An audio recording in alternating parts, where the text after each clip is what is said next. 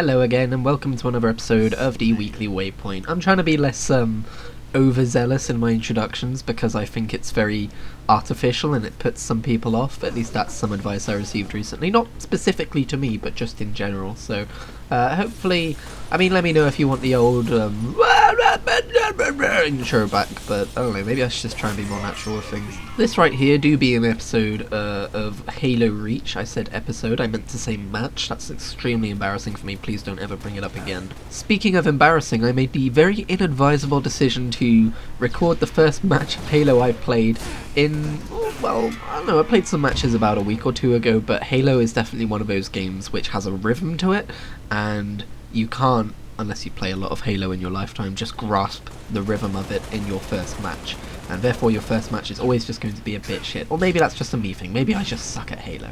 But either way, this is that first match of the day, and only match of the day, that I recorded. And you'll see why I decided to keep this one fairly soon. About halfway through this recording I decided this was not going to be the recording I would use, but it ended up being the recording I used, and you'll see why soon. That guy fucking exploded. So it is the 27th of October, it is my favourite time of year. BlizzCon time! Oh wait, we're not doing that this year.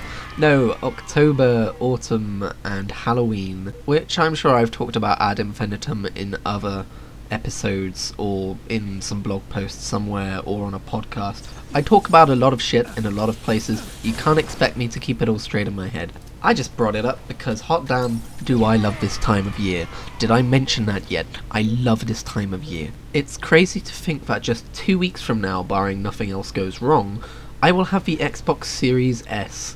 And you will hear my impressions on that in this series.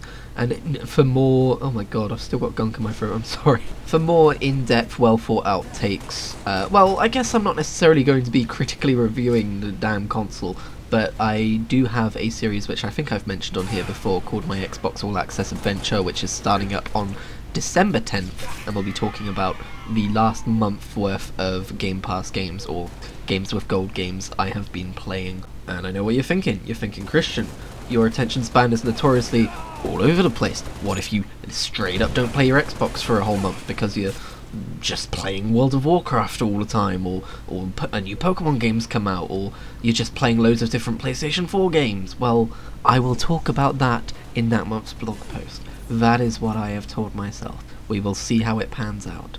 Fun fact, this week's episode of A Weekly Waypoint, to give you a serious non sequitur there, was going to be a whole bunch of me running the Headless Horseman in World of Warcraft. Just a whole bunch of attempts slapped together. I even recorded the first one as a big glowy bear boy. That's right, the queue times were so awful it drove me to tanking. But after doing the first one, I kind of thought I've been doing a fair amount of World of Warcraft on the Weekly Waypoint lately, and I'm not sure people really love it either, judging by the view counts, which might be a weird thing to say considering I get about 4 to 5 views per video, or maybe it's more like 3 to 7, that kind of a range, but it's usually on the lower end of that range when I do World of Warcraft stuff, so I don't know. I do keep that thing in mind, because I don't necessarily think that the background game is that important, but thinking about it, if I see a YouTuber upload a video of a game that I don't really care about, I'm less likely to click on the video, so I guess that applies here too. Also, if you are a World of Warcraft player, you've probably seen enough of that instance yourself, and you don't really want to be met with more of it, because god damn does that mount have a low drop rate, or at least I just have a really, really bad run of trying to get it. I can run that guy on potentially 10 characters a day to try and get it. I normally don't because I don't want to burn myself out, but yesterday I did, and nary a hoof was seen. So I should probably talk a little bit about Pokémon, because the Crown Tundra released this week, and while this isn't a thoughts on, it is a weekly thing where I talk about what I've been playing, and I have been playing that, and I haven't quite finished it yet, because the main story of that revolves around catching every set of legendary Pokemon, I guess I would put it, and I have not captured any of the legendary birds yet. Also, I didn't play it at all yesterday, but I've noticed that when I'm really into a game, usually on the 3rd or the 4th day, I just don't play it at all, and then on the next day after that, I get right back into it, and that's what I plan on doing today. And I'll probably be going after those big old birdie boys. But what I've played so far, I've really enjoyed. Even the legendary that they showed off in the Crown Tundra trailer, that I was like, oh, he looks a bit weird. I'm not sure I really care about that weird spindly dude with a massive noggin.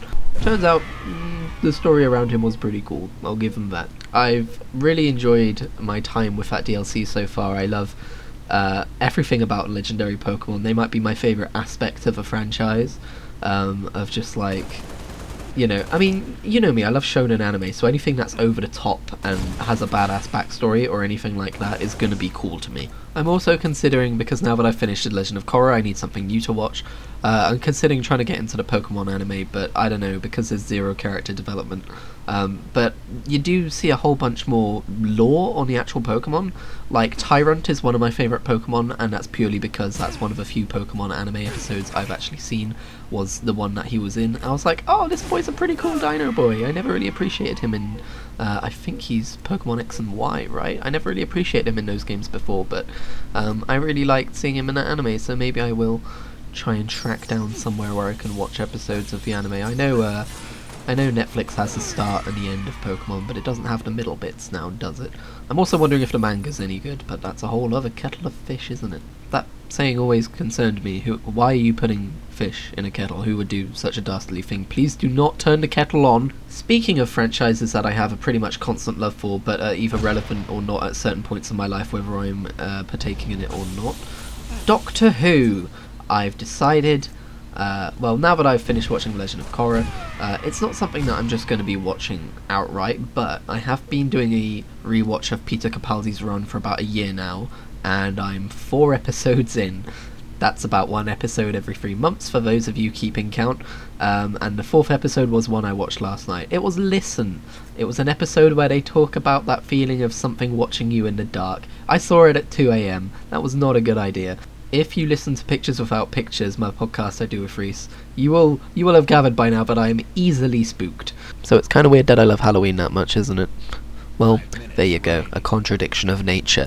That's not out of character for me, which is kind of a paradox to say. Oh no. One of the reasons I decided to get back on to watching Peter Capaldi's era, or rewatching I should say, Peter Capaldi's era of Doctor Who, is because Reese has got to that point in his first watch through, and I'm like, hey, it'd be pretty cool if I watched it kind of side by side with him so we could talk about it.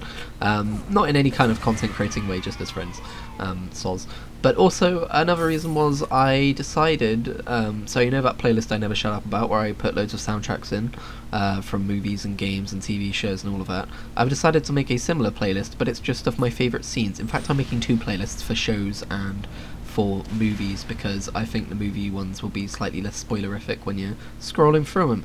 But it's just for me, really. I don't expect anyone to scroll through the playlist, because there's going to be spoilers for various shows in there. But I want to go through my favourite shows, and shows as I'm going through it, like, it'll become shows I'm currently watching. If a scene really hits right, I'll put it in there. But my absolute favourite scenes from shows and movies, I'm just chucking them all into a big old playlist soup. And I want to throw the word soup in there, but I don't think that really made sense, I'm sorry. I've started off this big old soup of scenes, there we go, with Doctor Who, and it took me a long time to get to Peter Capaldi's era, because there's, I think I put like about 25 or 30 different clips in there, and the issue with that is some of them are uploaded officially and some of them are not, so some of them are lower quality video and all of that jazz, but the general idea is that I'm just putting in there so that I'm like, hey look, this was one of my favourite scenes in the show, and Doctor Who has a lot of them, to nobody's surprise I'm sure, but I don't remember a lot of yeah, fuck it, I'm leaving that in. I don't remember a lot of Peter Capaldi's episodes, because I only ever watched them once, because I was in a very critical mood when I watched his series, and I didn't appreciate the episodes for what they were, which was just a little bit goofy and silly. I was too busy being like, but my lore, and also every time I watched an episode I'd be like, whoa, this monster's really similar to this other monster, are they going to tie it in? That would be really cool. And then I'd be like, oh, they didn't mention the earlier monster at all, and I would get like really bummed out about it. I had this weird obsession back in the day of wanting the show to link back to itself more, whereas the showrunners have very much throughout the years been more interested in providing new experiences, new monsters and all that kind of thing.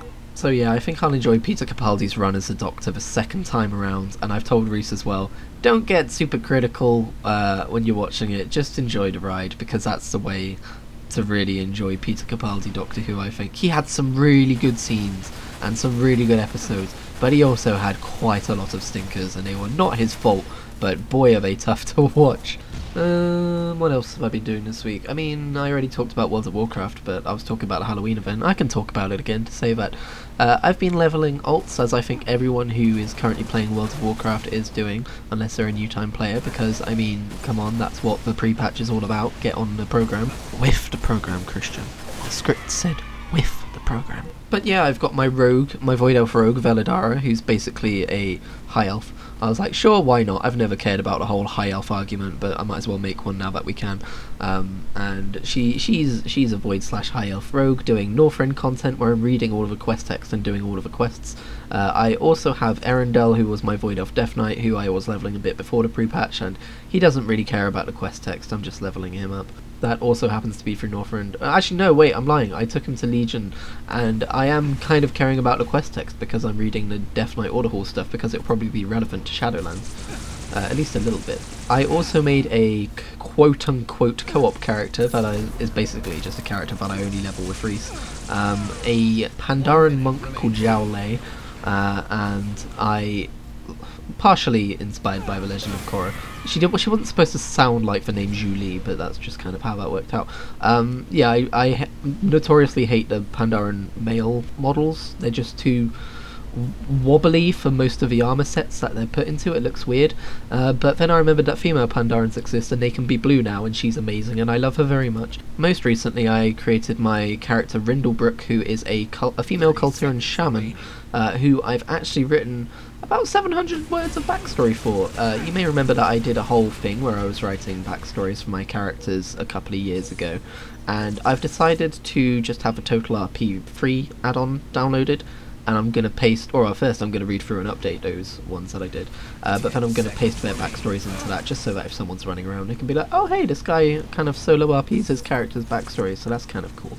So I'm definitely going to do that, and also be writing new backstories for some of my newer characters, which I never got around to doing. So yeah, that's been my week. I hope yours has been pretty good. I hope your next week is swell too.